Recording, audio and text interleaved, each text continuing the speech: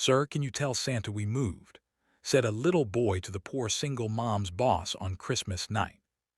Snow pressed itself against the city like a held breath, and Christmas lights flickered weakly above a street that had learned how to survive without miracles.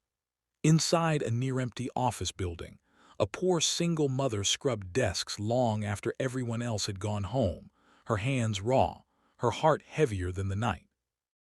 Down in the lobby, a small boy waited with a paper bag of toys that weren't really toys at all. And when he looked up at a man in a dark coat who didn't belong there, something fragile and unforgettable was set into motion. If you believe in kindness, second chances, and the quiet power of human compassion, please take a moment right now to like this video. Share it with someone who needs hope, comment your thoughts, and subscribe to the channel KH Stories. Your support helps stories like this reach hearts that are still waiting to be healed. The woman's name was Elena, and Christmas had become just another night of overtime and exhaustion. Since her husband had died 3 winters ago, the world had learned to be expensive and unforgiving. Rent rose, hours disappeared, and smiles became something she saved for her son, Noah, when she had enough strength left to fake them. Her boss, Mr. Harrington, owned the building and half the block around it. He was known as a man of numbers, deadlines, and sharp edges, someone who measured people by productivity and silence. Elena worked harder than anyone else because working hard felt safer than hopping. Noah sat on a bench near the lobby's Christmas tree, a tree that looked festive from far away but revealed its tired needles up close. He wore a jacket that had belonged to another child before him, and his sneakers had learned the shape of his growing feet the hard way. In his lap was a paper bag holding a plastic car missing a wheel, a crayon set down to 3 colors, and a folded note written in crooked letters. He had spent the evening watching the elevator doors open and close, imagining which one might carry magic. Earlier that week, they had moved again. Another apartment lost to overdue rent, another goodbye to a neighborhood before it could remember their names. Elena told Noah that Santa would find them anyway, that Santa always knew where children were.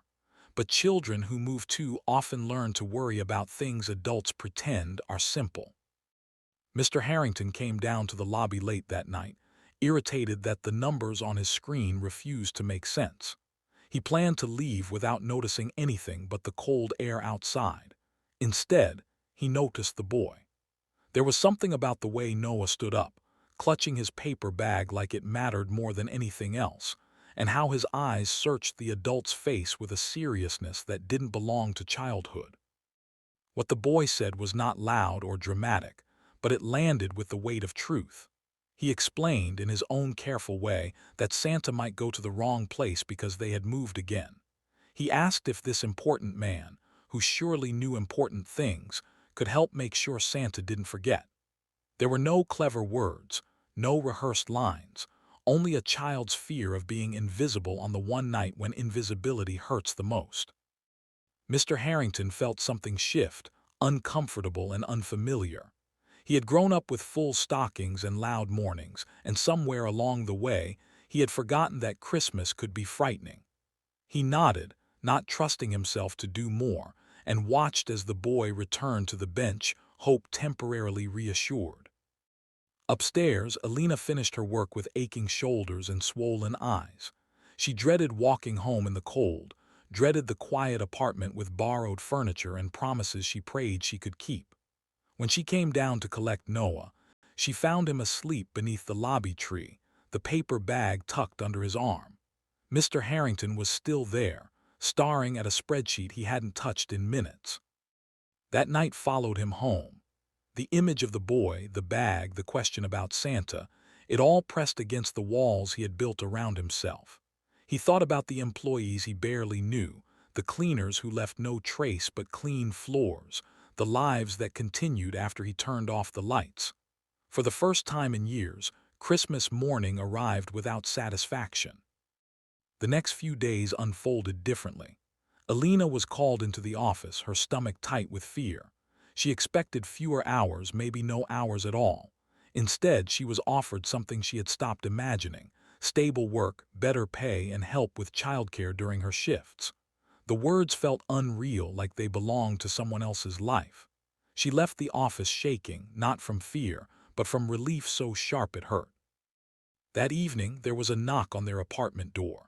Not a loud, demanding knock, but a careful one. A box sat outside, wrapped simply, with no name attached. Inside were warm clothes that fit, groceries that would last, and a toy car with all its wheels. At the bottom was a card with a single line written in neat handwriting, reminding them that moving did not mean being forgotten. Weeks passed and then months. Alina stood taller. She smiled without forcing it. Noah stopped watching doors with worry and started watching the world with curiosity again. Mr. Harrington began noticing people, really noticing them, and his building felt warmer for it, even after the decorations came down. Just before we reach the end of this story, please leave a comment sharing where you're watching from, and one small act of kindness you believe can change someone's life. Years later, on another Christmas night, the lobby glowed brighter than it ever had. A teenage boy helped his mother hang ornaments on the same tired tree, now replaced with a fuller, greener one.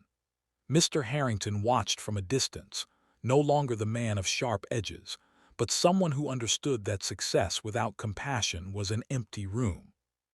If this story touched your heart, reminded you of the power of kindness, or made you believe in second chances again, please like, share, and comment on this video, and subscribe to KH Stories.